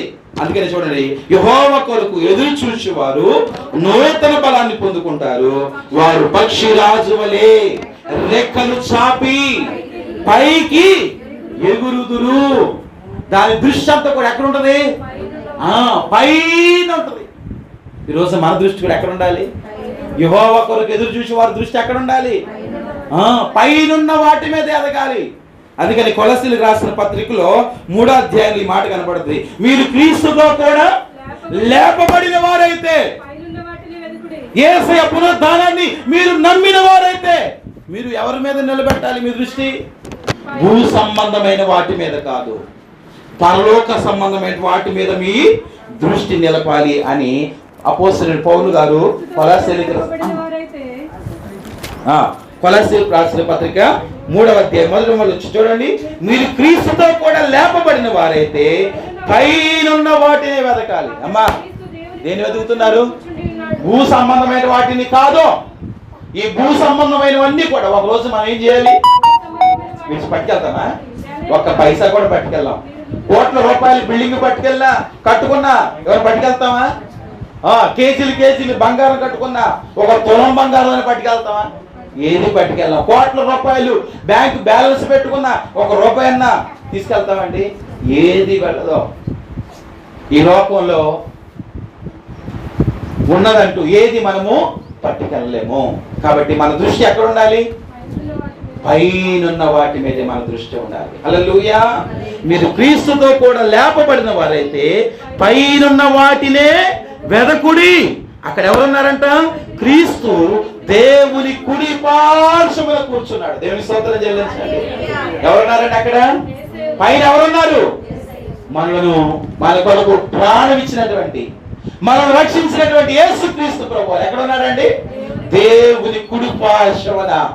నా బిడ్డలారా రండి అని మనల్ని చేతులు చాపి పిలుస్తున్నాడు. దేవుని స్తోత్రం చెల్లించండి. కాబట్టి మన దృష్టి ఎవరి మీద ఉండాలి? మన కొరకు, మన రక్షించుల కొరకు ఆ కలువరి శిలువలో ప్రాణం త్యాగం చేసినటువంటి యేసయ్య ఆ పర్వతంలో సింహాసనం మీద కూర్చున్నాడు. కాబట్టి మన దృష్టి మన రక్షించే యేసయ్య మీద మన దృష్టి నిలపాలి. దేవుని స్తోత్రం చెల్లించండి. హల్లెలూయా. మరొక మాట అంటాడు చూడండి, మీరు 3వ వచనంలో భూ సంబంధమైన వాటి మీద మనసు పెట్టకుడి, యాలయనగా మీరు మృతి పొందితిరి. ఏమైందంట? భూ సంబంధమైన వాటి మీద మీరు మనసు పెట్టద్దు, మీ దృష్టి పెట్టద్దు. ఎందుకు? మీరు ఈ లోకం మనం ఎలా ఉండాలంట? చచ్చిన వారి వలె ఉన్నాం, మృతులం. మనకంటూ ఈ లోకంలో అది సంపాదించేసుకుందాం, దేవుని విడిచిపెట్టి అది చేద్దాం ఇది చేద్దాం అని అనుకున్నది ఏది మన వెనకాల ఉండదండి. మన భూ సంబంధమైన వాటి మీద మొదట ఎవరిని ఎతకాలి? ఆయన నీతిని, ఆయన రాజ్యాన్ని వెతకాలి. ఆ తర్వాత నీకు ఏది కావాలో అవన్నీ, ఆహారం కావాలా, వస్త్రాలు కావాలా, ఇల్లు కావాలా, ఆస్తులు కావాలా, పిల్లలకి వివాహాలు కావాలా, ఉద్యోగాలు కావాలా, ఇంక ఏది కావాలో అవన్నీ ఎవరిస్తారండి? దేవుడే ఇస్తాడు. దేవుని స్తోత్రం చెల్లించండి. అయితే మనం మొదటగా ఎవరిని వెతకాలి? ఆయన నీతిని వెతకాలి. హల్లెలూయా. ఆయన రాజ్యాన్ని వెతకాలి. ఆయన పరలోకం ఇచ్చిన ధనాన్ని వెతకాలి. పరలోక ధనాన్ని వెతకాలండి. అక్కడ ఉన్నటువంటి ధనము ఏమవుద్ది? చిమ్మిలి పట్టేదా? తుప్పు పట్టేదా? దొంగలు వచ్చి కన్ను వేసుకొని పోయేదా? కాదండి. దేవుని స్తోత్రం చెల్లించండి. ఆ ధనము శాశ్వతమైనది. ఆ పరలోక ధనము కొరకు, ఆ పరలోక రాజ్యం ఉన్నటువంటి బహుమానాల కొరకు, ఆ నిత్యమైనటువంటి రాజ్యము కొరకు మన దృష్టి నిలపాలి. అక్కడ బంగారు వీధులు ఉన్నాయి, అక్కడ ఆకలి ఉండదు, దప్పిక ఉండదు. దాని గురించి తప్పన కష్టపడవలసిన పనే లేదు. దేవుని స్తోత్రం చెల్లించండి. ఆకలి దప్పిక ఉండదంటే అసలు ఆహారం తినవలసిన అవసరం లేదంటే అని అంటే తింటారు. ఇదిగో దేవదూతలు కూడా ఆహారం తెలియలేదా? దేవదూతలు తినే ఆహారాన్ని ఎవరికి ఇచ్చాడు? ఇశ్రాయేలు ప్రజలు తిన్నారు. దాన్నే దేవుడు మన్నా అని పేరు పెట్టాడు. రేపు పొద్దున మనం కూడా మన్నాన్ని తినబోతున్నాం. దేవుని స్తోత్రం చెల్లించండి. ఇక ఆకలి గురించి, దప్పిక గురించి కొట్లాటలు ఉండవు, పరిగెత్తే పని ఉండనే ఉండదు. దేవుని స్తోత్రం చెల్లించండి. బంగారం కోసం, బంగారం సంపాదించడం కోసం చెమట వచ్చి కష్టపడే పని అసలు అవసరమే లేదు. ఎందుకంటే అక్కడ వీధులన్నీ కూడా ఎలాంటి అండి? బంగారు వీధులే. హల్లెలూయా. ముత్యాలను, వజ్రాలను సంపాదించడం కోసం అనేక రకాల మోసాలు చేసే పని అవసరమే ఉండదు. ఎందుకని? ఆ యొక్క గుమ్మాలన్నీ కూడా, ఆ గృహాలన్నీ కూడా ఎలాంటి కనబడుతాయండి? ముత్యాలతో, వజ్రాలతో, వెలగల రాళ్లతో అవన్నీ కూడా కట్టబడుతున్నాయి. దేవుని స్తోత్రం చెల్లించండి. అటువంటి సుందరమైనటువంటి పట్టణము, దుఃఖము లేనటువంటి పట్టణము, ఆనందకరమైనటువంటి పట్టణము, సౌందర్యమైనటువంటి పట్టణము, నిత్యము సంతోషముతో కూడినటువంటి పట్టణం. హల్లెలూయా. ఆ పట్టణం మీద ఎవరు మన దృష్టి నిలపాలి? ఈ రోజు మన దృష్టి ఎలా ఉంటుంది? ఈ భూ సంబంధమైన వాటి మీద, నశించిపోయే వాటి మీద మన దృష్టి నిలుపుతూ దేవునికి రాజ్యాన్ని దూరం చేసుకుంటున్నామేమో, దేవుని సన్నిధికి దూరం చేసుకుంటున్నామేమో, దేవునికి సమయాన్ని పోగొట్టుకుంటున్నావేమో, నిర్లక్ష్యం చేస్తున్నావేమో. జాగ్రత్త. ఈ భూ సంబంధమైనటువంటి వాటి కొరకు దేవుని సమయాన్ని మనము పోగొట్టుకోకూడదు. ఈరోజు మన స్థితి ఎలా ఉంది ఒకసారి మనం పరిశీలన చేసుకోవాలి. హల్లెలూయా. అబ్రహాము అన్నాడు. హెబ్రీయులకు రాసిన పత్రికలో మనం చూస్తే 11వ అధ్యాయం 10వ వచనం మనం చూస్తే అబ్రహాము ఎంత ధనవంతుడండి? చాలా ధనవంతుడు. విస్తారమైనటువంటి ఆస్తులను ఇచ్చాడు. అయినా కానీ ఈ భూ సంబంధమైన వాటి మీద మనసు పెట్టలేదు అబ్రహాము. ఎంత గొప్ప ధనవంతుడండి. ఆయన ఇంట పుట్టినటువంటి దాసులు ఎంతమంది ఉన్నారంట? 318 మంది యుద్ధశూరులు ఉన్నారు. ఎంత పుట్టిన వారు. ఇక పని చేసే వాళ్ళు ఎంతమంది ఉన్నారు? 1000 మంది, 2000 మంది పని వాళ్ళు ఎవరి దగ్గర పని చేస్తున్నారు? అబ్రహాము దగ్గర పని చేస్తున్నారు. లెక్కలేనటువంటి గొర్రెలు, ఒంటెలు ఎన్నో ఉన్నాయి. విస్తారమైనటువంటి ఆస్తులు కలిగినటువంటి వాడిగా అబ్రహాము ఉన్నాడు. అయినా ఈ భూ సంబంధమైన వాటి మీద అతడు దృష్టి పెట్టలేదు. అతడు పునాదులు గల పట్టణం మీద ఆశపడ్డాడంట. హల్లెలూయా. ఒకసారి చదవండి 11వ అధ్యాయం 10వ వచనం. యాలయనగా దేవుడు దేనికి శిల్పియు నిర్మాణకుడై ఉన్నాడో పునాదులు గల ఆ పట్టణము కొరకు అబ్రహాము ఎదురు చూచుచుండెను. విశ్వాసమును బట్టి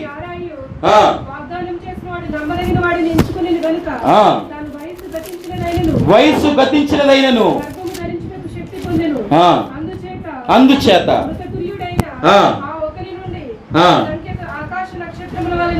అది వద్దులే. 9వ వచనం కూడా చదవండి. విశ్వాసమును బట్టి అతనితో ఆ వాగ్దానమునకు సమాన వారసులైన ఇస్సాకు యాకోబు అనువారును గుడారాలలో నివసించచ్చు. అన్యుల దేశములో ఉన్నట్టుగా వాగ్దాత దేశములో పరవాసులైరి. హల్లెలూయా. వారికి ఎంతో ఉన్నా కానీ ఎక్కడున్నారంట? పరవాసులుగా, పరదేశులుగా. ఇది మా దేశం కాదు అన్నట్టుగా వారు స్థిరమైన నివాసాలను వారి కొరకు ఏర్పాటు చేసుకోలేదు. కానీ ఎలా ఉన్నారంట? వారు ఈ లోకంలో ఉన్నంత కాలం గుడారాల్లోనే ఉన్నారంట. దేవుని స్తోత్రం చెల్లించండి. ఎంత డబ్బున్నా, ఎన్ని కోట్ల రూపాయలు విలువ చేసే ఆస్తులున్నా, ఎంతమంది దాసదాసీలున్నా వారు ఎక్కడున్నారండి? వారి కొరకు స్థిరమైనటువంటి పునాదులు, పట్టణ గృహాలు నిర్మించుకోలే. ఎక్కడ ఉన్నారంట? వారు గుడారాల్లోనే ఉన్నారంట. ఎందుకు?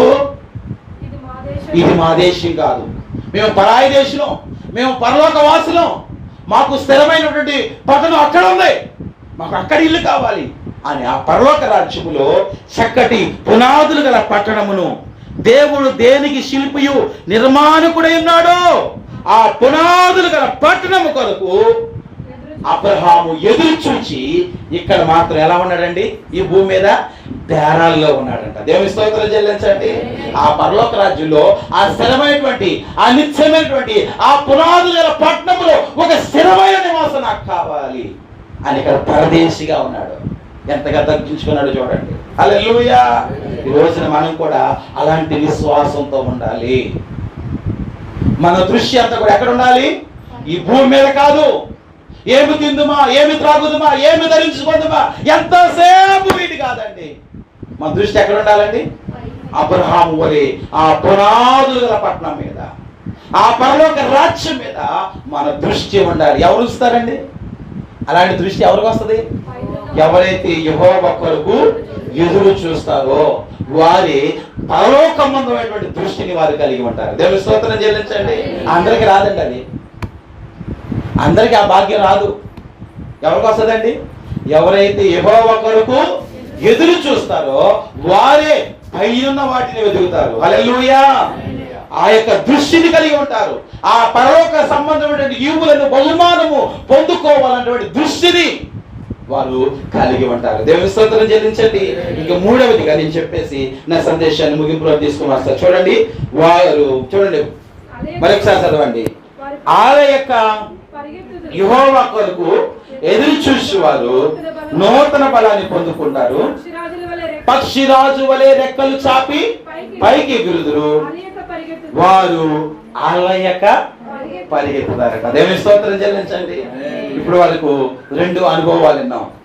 యెహోవా కొరకు ఎదురు చూసి వారు ఎలాంటి ఆశీర్వాదం పొందుకుంటారంట? నూతన బలాన్ని పొందుకుంటారు. రెండవదిగా వారు పరలోక సంబంధమైనటువంటి దృష్టిని వారు కలిగి ఉంటారు. దేవుని స్తోత్రం చెల్లించండి. పరలోక సంబంధమైనటువంటి దృష్టిని కలిగి ఉంటారు. మూడవదిగా వారు అలయక పరిగెత్తే అనుభవాన్ని కలిగి ఉంటారు. అలసిపోరే కాళ్ళు, పరిగెత్తుతూనే ఉంటారు. దేవుని స్తోత్రం చెల్లించండి. ఇంకా వివరంగా చెప్పడానికి చూడండి, ఫిలిప్పీలకు రాసిన పత్రిక 3వ అధ్యాయము, ఫిలిప్పీలకు రాసిన పత్రిక 3వ అధ్యాయము 14వ వచనం చూడండి. అపోస్తలుడు పౌలు గారు ఫిలిప్పీ సంఘానికి రాస్తూ ఈ మాటలు చెప్తున్నాడు. క్రీస్తు యేసునందు 13వ వచనం కూడా చదువుదాం. 13వ వచనం కూడా చదువుదాం. సహోదరులారా, నేను ఇదివరకే పట్టుకొని ఉన్నానని తలంచుకొనను, అయితే ఒకటి చేయుచున్నాను, వెనుక ఉన్నవి మరచి ముందున్న వాటి కొరకై వేగిరపడుచు క్రీస్తు యేసునందు దేవుని ఉన్నతమైన పిలుపునకు కలుగు బహుమానం పొందవలనని గురి యొద్దకే పరిగెత్తుచున్నాను. దేవుని స్తోత్రం చెల్లించండి. ఏం చేస్తానంట? గురి వద్దకే. దేనికోసం? దేవుని ద్వారా, దేవుని పిలుపు ద్వారా వచ్చే ఉన్నతమైనటువంటి బహుమానము పొందుట కొరకు గురి వద్దకే పరిగెత్తుతున్నాడంట. అలసిపోవట్లేక. ఏ గురి కలిగి ఉన్నాడు? దేవుడిచ్చే బహుమానం. ఇప్పుడు చెప్పుకున్నాం కదా పరలోక సౌందర్యం గురించి. ఆ బహుమానం, ఆ పరలోక రాజ్యంలో దేవుడిచ్చే ఆ బహుమానం కొరకు అపోస్తలుడు పౌలు గారు ఏం చేస్తాడంట? గురి కలిగి పరిగెడుతున్నాడంట. దేవుని స్తోత్రం చెల్లించండి. వెనుకున్నవి మరచి, అక్కడ రాయబడింది, ఉందా లేదా? సహోదరులారా, నేను ఇదివరకే పట్టుకొని ఉన్నానని తలచుకున్నాను, అయితే ఒకటి చేయించున్నాను, వెనుకున్నవి మరచి ముందున్న వాటి కొరకే. వెనుకున్నవి ఏం చేయాలంటే మనము మర్చిపోవాలి. ఒకప్పుడు నిన్ను ఈ లోకంలో, ఈ లోకానుసారంగా నేను ఏవైతే వెనక లాగేసినాయో వాటన్నిటిని మనం ఏం చేయాలి? విడిచిపెట్టాలి. వాటన్నిటిని మర్చిపోవాలి. ఇంకా వాటి మీద ఆధ్యాత్మికంగా విశ్వాసములో నిన్ను పడవేసిన వాటిని ఇంకా నువ్వు దృష్టిలో పెట్టుకున్నావు, ఇంకా నీ మనసులో పెట్టుకుంటే అవి నేనేం చేస్తా? ఇంకా ఇంకా ముందుకు వెళ్ళనియు. ఏం చేస్తాయి? వెనక లాగేస్తావు. వాటిని విడిచిపెట్టే. నీ మనసులో చేంజ్ చేసే వాటిని తీసేసేయాలండి. ఏవైతే నిన్ను అభ్యంతరపరిచినాయో, ఏవైతే విశ్వాసములో ఎదగనీయకుండా, ఆధ్యాత్మికంగా ఎదగనీయకుండా, దేవుని దగ్గరికి మనల్ని రానీయకుండా, మనల్ని ఆటంకపరిచాయో, మనల్ని అభ్యంతరపరిచావో వాటన్నిటిని మనం ఏం చేయాలి? విడిచిపెట్టాలి. వాటన్నిటిని వదిలిపెట్టాలి. అప్పుడే మనం దేవుళ్ళు ఎదగలుగుతాం. దేవుని స్తోత్రం చెల్లించండి. అవి వదలనంత కాలం మనం ఏం చేస్తామండి? ఎదగలేం. ఆ గురిలో వైపు మళ్ళీ వెళ్ళనీదు. ఏం చేస్తాం? మళ్ళీ వెనక్కి లాగేస్తా ఉంటుంది, వెనక్కి లాగేస్తూ ఉంటుంది. ఒకసారి బాగా పరిగెత్తగలిగినటువంటి ఒక పరుగుల రాణి ఉందంట. ఆమె ఒకసారి అమృతమ్మ గారు చెప్పినట్టున్నారు కదా, ఆమె బాగా పరిగెత్తగలదు. ఆమెను ఎవ్వరు కూడా ఓడించలేరు. చాలా సవాల్ చేసింది. మీలో ఎవరైనా వచ్చి, పురుషుల్లో కానీ స్త్రీలో కానీ, నన్ను ఎవరైనా ఓడించగలరా అని సవాల్ చేస్తే ఎవ్వరు కూడా రాలేకపోయారంట. ఒకడు వచ్చాడంట, నేను నిన్ను ఓడించేస్తానన్నాడు. నువ్వు నన్ను ఓడిస్తావా? రా, కాసుకో అని వారిరువురు కూడా పరుగు పందు పెట్టుకొని పరిగెత్తుతా ఉన్నారంట. పరిగెత్తుతా ఉంటే వీడు 3 నాణేలు తీసుకున్నాడు. జేబులో ఎన్ని నాణేలు అండి? 3 నాణేలు తీసుకొని ఆమె పరిగెత్తుతా ఉంటే ఆమె కేక వేసి ఏం చేస్తున్నాడు? కేక వేసి, ఇదిగో నీ కొరకు ఈ బంగారు నాణ్యం తీసుకో అనేసి ఏం చేశాడంట? అలా విసిరేశాడంట. వెంటనే ఆ బంగారు నాణ్యం చూసి, తగతగ మెరుస్తున్నటువంటి ఆ నాణ్యం చూసి, ఇది చూసి ఎక్కడ ఉన్నాడు? చాలా ఎక్కడో దూరంగా ఉన్నాడు. సర్లే, నేనే ఎప్పటికైనా విజేతను, నేనే, దాని ద్వారా వచ్చే బహుమానం కూడా నాదే. అంతేకాకుండా ఈ పడిపోయినటువంటి బంగారు నాణ్యం కూడా నా సొంతమే చేసుకోవాలని అనేసి ఆ పడిపోయినటువంటి బంగారు నాణ్యం కొరకు వెళ్ళి తెచ్చుకుంది. మరలా పరిగెత్తుతూ ఉంది. వీడు ఇంకా ఎక్కడో వెనకాలే ఉన్నాడు. ఏమి మాత్రం ముందుకు సాగిపోతా ఉంది. అలా మరలా కొంత దూరం వెళ్ళిన తర్వాత మరలా కేక వేసి, ఇదిగో పరుగులు రాని, ఓ విజేత, ఇదిగో నీ కోసమే ఈ బంగారు నాణ్యం అనేసి మరలా ఒక నాణ్యం గెరటేశాడు. మరలా ఆ బంగారు నాణ్యం నేనే సొంతం చేసుకోవాలి, నేనే విజేతను అవ్వాలనేసి మరలా ఆ బంగారు నాణ్యం తీసుకుంది. అట్లా 3 నాణ్యాలు వేసేసరికి ఆ 3 నాణ్యము వేసే సమయానికి ఆమె కొంచెం వెనకబాటులోకి వెళ్ళిపోయింది. వెనకడికి తీసుకొని వెళ్తుందో లేదో ఆ 3 నాణ్యం తీసుకొని వచ్చే లోపలే వీడేం చేశాడు? అంతలోనికి ఆ యొక్క ఏమంటారు దాన్ని, ఆ ఫినిషింగ్ పాయింట్ వచ్చేసింది. ఆ గమ్యస్థానం వచ్చేసింది. వీరు గమ్యస్థానాన్ని చేరుకొని విజేతగా నిలబడ్డాడు. ఏమాత్రము వచ్చే సమయానికి ఒక్క నిమిషం కూడా తేడా లేదు. జస్ట్ సెకండ్స్ లోనే అతడు విజేతగా మార్చబడ్డాడు. ఏమే ఓడిపోయింది. చూసారా? ఏం పెట్టింది? ఆ వెనుకున్నటువంటి వాటి మీద దృష్టి పెట్టి ఆ విజయాన్ని ఆమె పొందుకోలేకపోయింది. ఈ రోజున మనం కూడా మనకు వెనక లాగి వేసే వాటి మీద మనను దృష్టి పెడితే కనుక మనం కూడా విజయాన్ని చేరుకోలేము. మనం కూడా చేరవలసినటువంటి గమ్యస్థానాన్ని మనము చేరలేం. అది గొప్పదే కావచ్చు, విలువైందే కావచ్చు, అది మన గమ్యస్థానానికి ఆటంకపరుస్తుంది అనుకుంటే వాటి మీద మనం ఏం చేయకూడదు, దృష్టి పెట్టకూడదు.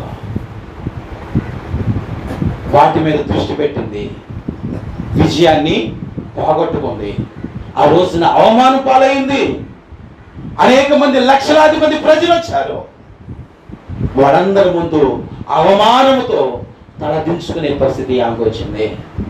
ఈరోజు మనకి అటువంటి పరిస్థితి రాకుండా ఉండాలి అంటే మన ఆత్మీయ జీవితంలో ఏవైతే మనకి వెనక లాగేస్తా ఉన్నాయో అవి ఎంత గొప్పవైనా ఏం చేయాలి, మనము విడిచిపెట్టాలి. వాటి వైపు మనము తొంగి కూడా చూడకూడదు. దేవుని స్తోత్రం చెల్లించండి.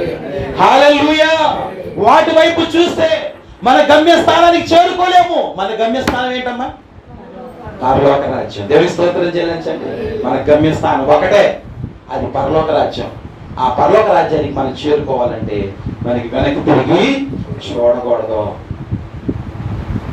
దేవుడు లోతుతో చెప్పాడు, లోతు నిన్ను నీ కుటుంబాన్ని నేను రక్షించాలనుకున్నా, వెనక్కి తిరిగి చూడొద్దు, వెనక్కి తిరిగి చూడొద్దు అని దేవుడు చెప్పినప్పుడు ఏం చేశారు? లోతు తన బిడ్డలు మాత్రం వెనక్కి తిరిగి చూడకుండా ఆ సొదొమ గొమొర్రా దాటిపోయారు. కానీ లోతు భార్య మాత్రం ఏం చేసింది? అయ్యో, నిన్న సంపాదించినటువంటి ఆస్తులన్నీ ఏమైపోయినాయో, నా అల్లుళ్ళు ఏమైపోయారో అని ఏం చేసిందండి? ఒక్కసారి వెనక్కి తిరిగి చూసి ఏమైపోయింది? ఉప్పు స్తంభంగా మారిపోయింది. గమ్యస్థానానికి చేరలేకపోయింది. తాను రక్షించుకోలేకపోయింది. ఈ రోజు మనం కూడా అలాంటి పరిస్థితుల్లో ఉన్నామేమో. అలాంటి స్థితిలో ఉండకూడదు. దేవుని స్తోత్రం చెల్లించండి. హల్లెలూయా. మనం గురి కలిగి పరిగెత్తాలి. ఎవరు గురి కలిగి పరిగెత్తుతారు? ఎవరు అలాంటి గురి కలిగి పరలోక రాజ్యాన్ని చేరుకుంటారు? యెహోవా కొరకు ఎదురు చూచు వారు మాత్రమే గురి కలిగి ఆ పరలోక రాజ్యాన్ని స్వతంత్రించుకున్నారు. దేవుని స్తోత్రం చెల్లించండి. హల్లెలూయా. పరిగెత్తి ఆ ఉన్నతమైనటువంటి బహుమానాన్ని, ఆ శ్రేష్టమైనటువంటి బహుమానాన్ని, ఆ నిత్యమైనటువంటి రాజ్యాన్ని, ఆ దేవుడు మన కొరకు సిద్ధపరిచినటువంటి ఆ నీతి కిరీటాన్ని, ఆ సింహాసనాన్ని పొందుకుంటారు. ఆ ఉన్నతమైనటువంటి బహుమానాలు పొందుకుంటారు. అయితే మనం ఏం చేయాలి? యెహోవా కొరకు ఎదురు చూడాలి. దేవుని స్తోత్రం చెల్లించండి. ఇప్పుడు వరకు మనం 3 మాటలు విన్నాం. చెప్పండి ఒకటి. యెహోవా కొరకు ఎదురు చూచువారు ఎలాంటి బలం అమ్మా? నూతన బలాన్ని పొందుకుంటారు. రెండవదిగా, వారు పక్షిరాజు వలె రెక్కలు చాపి పైకి ఎగురుదురు. దానికి అర్థం ఏంటి? వారు పైనున్న వాటి మీదే దృష్టి కలిగి వారు ప్రయాణాన్ని కొనసాగిస్తారు. మూడవదిగా, వారు అలయక పరిగెత్తుదురు. దేవుని స్తోత్రం చెల్లించండి. వారు గురి కలిగి పరిగెడతారు. వారికి గురికి ఒకటే, ఏంటది? ఇక వెనకన్న వాటి మీద చూడరు. పరలోక రాజ్యమే గురి. ఈరోజు మనం గురి కలిగి ఉన్నామా? ఏం గురి కలిగి ఉన్నాం? పరలోక రాజ్యం. భూ సంబంధం ఏర్పాటు పని కాదు. మన గురి ఈ భూమి మీద ఉండకూడదు. అబ్రహాము గురి ఎక్కడ ఉంది? పరలోక రాజ్యం మీదే. మన గురి కూడా అక్కడే ఉండాలి. ఆ పునాదులు గల పట్టణం మీద మన గురి కలిగి మనం ఆలయక పరిగెత్తాలి. అటువంటి గొప్ప కృపను మనం పొందుకోవాలంటే మనం ఎవరి కొరకు ఎదురు చూడాలి?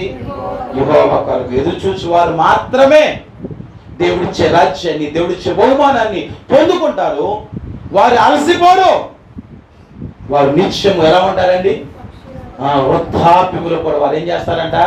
చిగురిస్తారంట. దేవుని స్తోత్రం చెల్లించండి. వృద్ధాప్యములో కూడా ఏం చేస్తారంట? వారు చిగురిస్తారు. చిగురించే అనుభవము, అలాంటి నూతన బలము, నూతన శక్తి, అలసిపోకుండా సాగిపోయే కృపను మన జీవితాల్లో మనం పొందుకోవాలి అంటే మనం ఎవరైపు చూడాలి? యెహోవా కొరకు ఎదురు చూడాలి. యెహోవా కొరకు ఎదురు చూస్తేనే అటువంటి బలాన్ని దేవుడు మనకు అనుగ్రహిస్తాడు.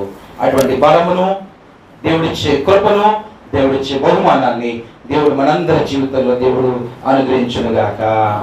ఆమేన్. అందరూ కూడా మోకరించండి. చిన్న ప్రార్థన చేసుకుందాం. ఈ రోజున నువ్వు దేని వైపు చూస్తావు? దేని వైపు చూస్తూ ఉన్నావు?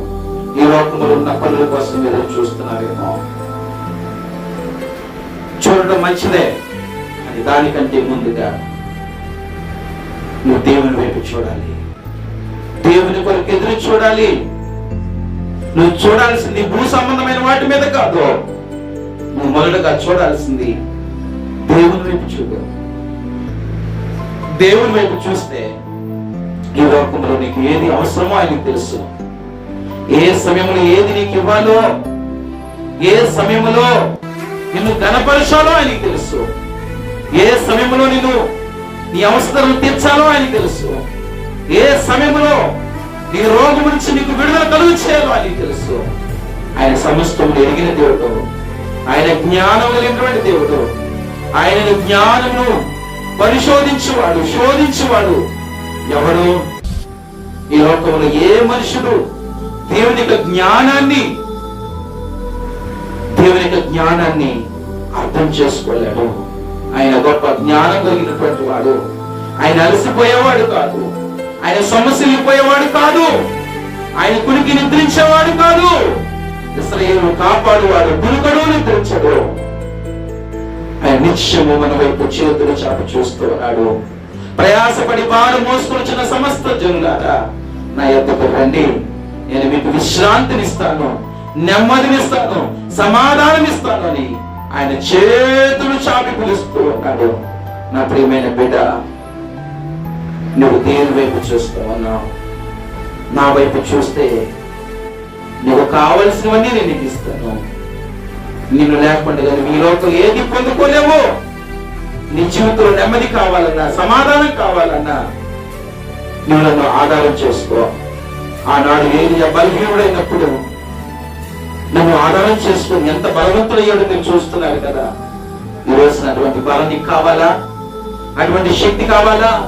శక్తికి మించినటువంటి కార్యాలు నీ జీవితంలో జరగాలి అంటే నా మీద నువ్వు ఆధారపడు. నన్ను బలపరుస్తాను. నీకున్నటువంటి రోగం నాకు అడ్డు కాదు.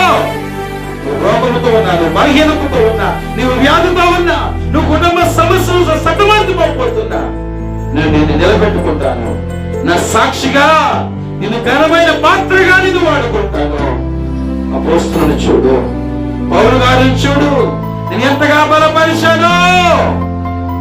ఆ రోజున ఆది సంఘము కూడా శ్రమలలో నా మీద ఆధారపడినప్పుడు నేను ఎంత గొప్ప కార్యాలు చేశాను. ఈ రోజున ఇంతవరకు ఈ స్వార్థం వచ్చిందంటే వారు నన్ను నా కొరకు ఎదురు చూస్తారు. మీరు కూడా అలా ఎదురు చూడండి. నా శక్తిని పొందుకోండి, నా బలాన్ని పొందుకోండి, నా తోటను పొందుకోండి. నేను ఇచ్చే బహుమానాన్ని స్వతంత్రించుకోండి. దేవుడు మనకు తెలియజేస్తున్నాడు. దేవా, ఉన్నతమైనటువంటి ఆ శ్రేష్టమైన బహుమానము అబ్రహాము దేని కొరకే ఇంత ఎదురు చూస్తాడో అటువంటి బహుమానము, ఆ పునాదులు గల పట్టణము నాకు నువ్వు కావాలయ్యా. ఇంతవరకు ఈ లోకంలో అయ్యా దేని కొరకు నేను ఎదురు చూసి నా సమయమునంతా పోగొట్టుకున్నానయ్యా.